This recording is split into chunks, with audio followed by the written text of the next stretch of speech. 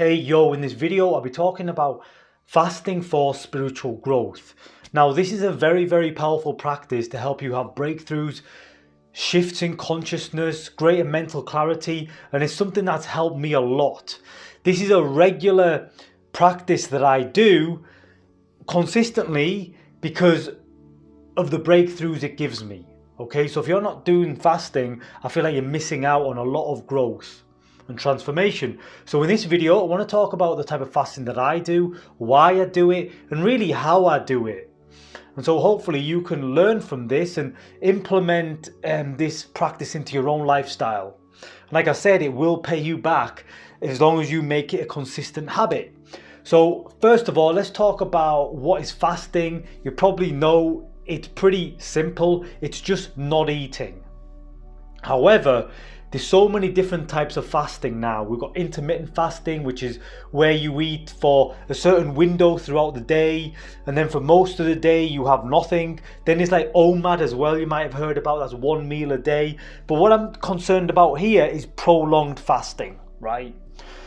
This means you're going at least 2 to 3 days with no food at all. That's the difference. So if you are doing intermittent fasting or some of these other fasts, that's great. They've got good benefits from what I understand. But this is really prolonged fasting I'm talking about.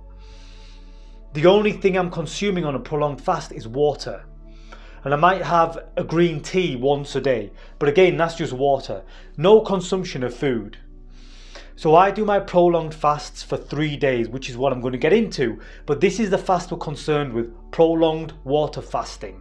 There's also dry fasting, where you just don't even have water. That's not something I've experimented with yet. I might in the future. But for now, I just do water fasting. And this is what's given me the growth and the breakthroughs that I'm experiencing.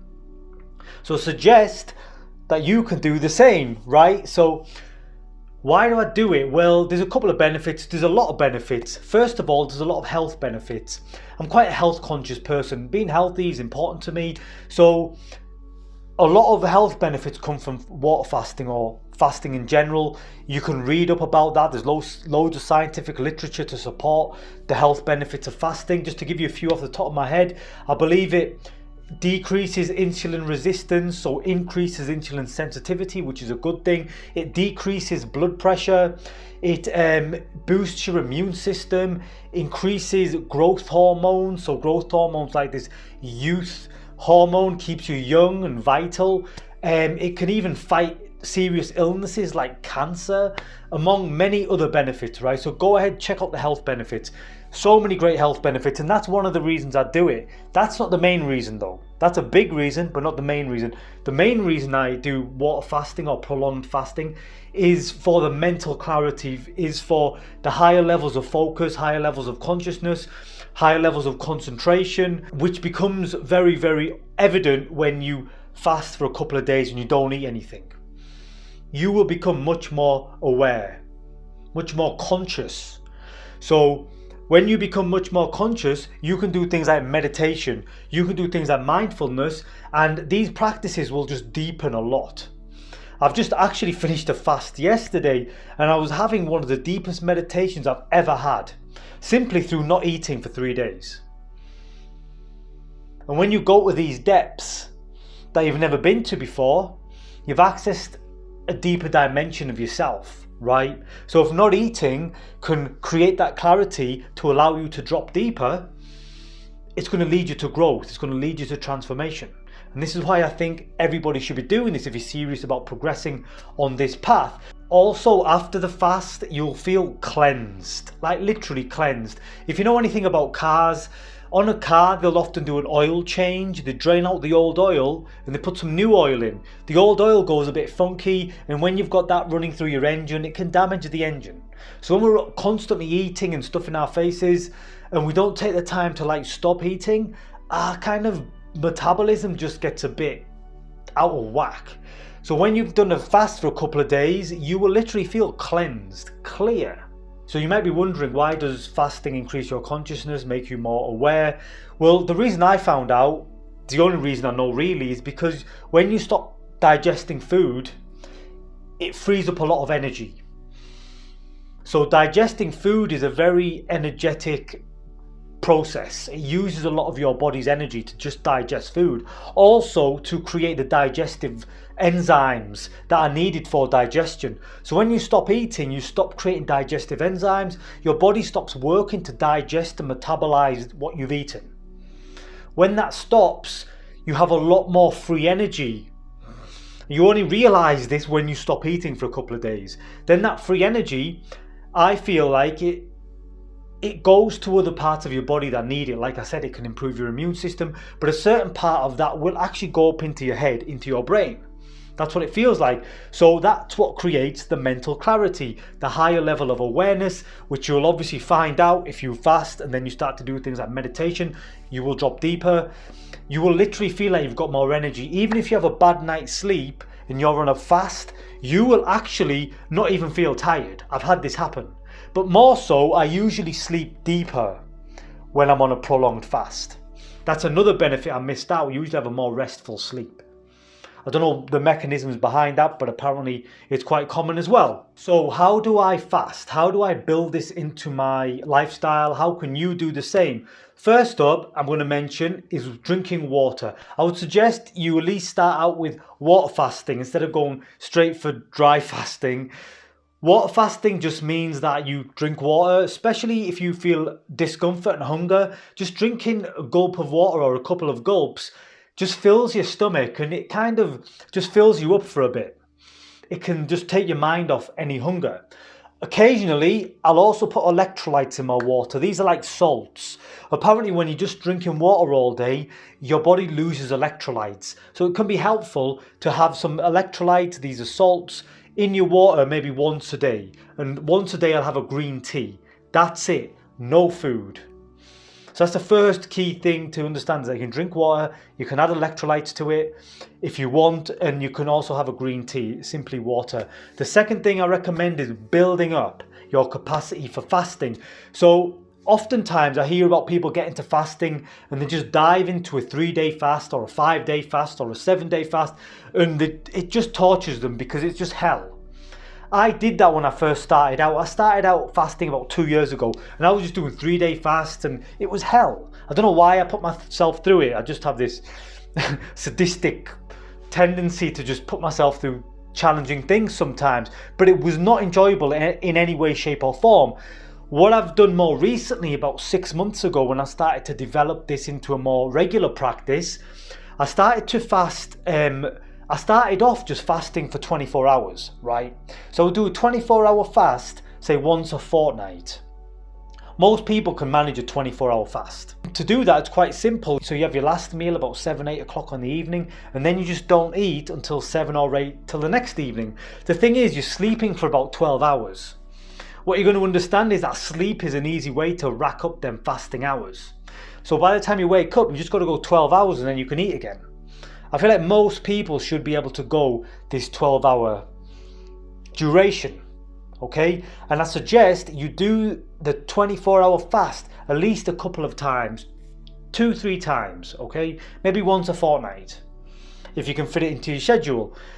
You'll just develop a capacity, your body will get familiar with it, right? When I've done it this way, when I've built up gradually, that's one of the reasons I feel like I'm getting so much more benefits out of it now.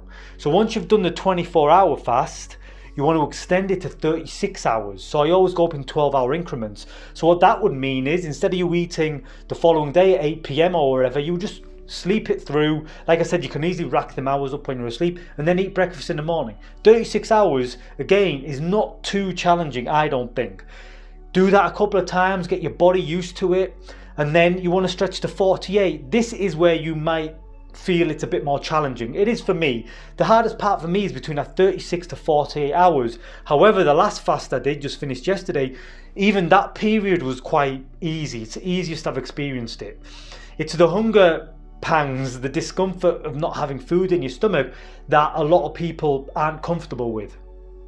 But when you build your capacity up, doing 24 hours a few times, doing 36 hours a few times, and doing 48 hours a few times, and just building that capacity, your body gets accustomed to it. And like I said, this is how I've done it. Now I'm doing 3-day fasts. That's as much as I do, 72-hour fasts, right? But it's in that third day when I get over about the 50-hour mark where my focus is super high. I can drop really, really deep in meditation. My awareness is super high and I'm getting them benefits of a deeper sense of consciousness, okay? So build it up. Build up the capacity. Don't just dive into it, because I think it's the hardest way to do it. That takes me on to the third step, which is again very, very important, and it's frequency. Don't look at this as some practice that you just do once or twice and never do again. Look at it as a lifestyle, something you're going to build into your life. So I used to fast once a fortnight, but because of my lifestyle, I work out quite a bit and I do like to eat and maintain my fitness. So I can't really fast 3 days every 2 weeks. So I now do it once a month, but I do it every single month religiously. I never miss it. That's the most important thing. It's only by staying consistent with it, committing to it, and we're now starting to reap these benefits from it, because my body's got used to discomfort. I'm comfortable with it, and that allows me to drop deeper. But until you get comfortable with it, you're probably going to struggle to access the mental clarity. Okay, so make it into a regular practice, and every time I meditate now when I'm fasted, I just seem to go deeper and deeper. And then the fourth and final thing I recommend is that you check out an app called Zero. I only actually started using it the last time I fasted. It's a free app. There is a paid subscription on there which I haven't used, but it's very good. It's so cool. You can track how long you've been fasting. You can leave notes, progress. You get badges, and there's a community of people. It shows you how many people around the world are fasting at the same time as you are. So it kind of makes you feel like you're all in it together, which is really cool. But I really recommend the app. It's called Zero. Check out your local app store. You'll probably find it on there for free, and that'll probably just help you keep you motivated, and you can make notes and track your progress. I suggest tracking and making notes anyway. I used to do that even before this app. Track your dates, all of that stuff. Okay, so before I end the video, I just want to talk about a few other key points that are important to understand to help you with this. The first few times you do it are probably going to be uncomfortable, especially for me when it gets up to that 48-hour mark, although last time it wasn't too bad. As long as you can ride that out, you'll get to a point where you don't feel hungry anymore, right? Everybody reaches this point. For some people, it can take longer than others. However, what I've learned is that state where I don't feel hungry anymore used to be about the 3-day mark, but because I've built my capacity, it now feels like I get it after about the 2-day mark, where I just don't need to eat, and I could probably keep fasting for longer, right? I'm probably in pure ketosis at that point, where I'm just burning fat as energy. That's another benefit which I forgot to mention. Another cool thing is after the fast, you'll just have a heightened sense of awareness. If you've ever done something like psychedelics in the past, a few days afterwards, you just have a heightened sense of yourself, just a heightened awareness. Same with fasting, you will just have a heightened sense of awareness, which again will help you drop deeper in your meditation, in your mindfulness, in your reading, in your work, whatever it is that you're doing. Another key thing I recommend while you are fasting is to keep yourself busy, especially when the hunger pangs are coming on strong. Okay, don't just sit in front of your TV, because you're not going to be able to take your mind off food. But if you can do some work, or maybe get around people, or just do something that takes your mind off it, it'll help you get through them challenging points more quickly. And the final point I want to share is that sometimes you have to do difficult things. Sometimes you have to get uncomfortable to grow.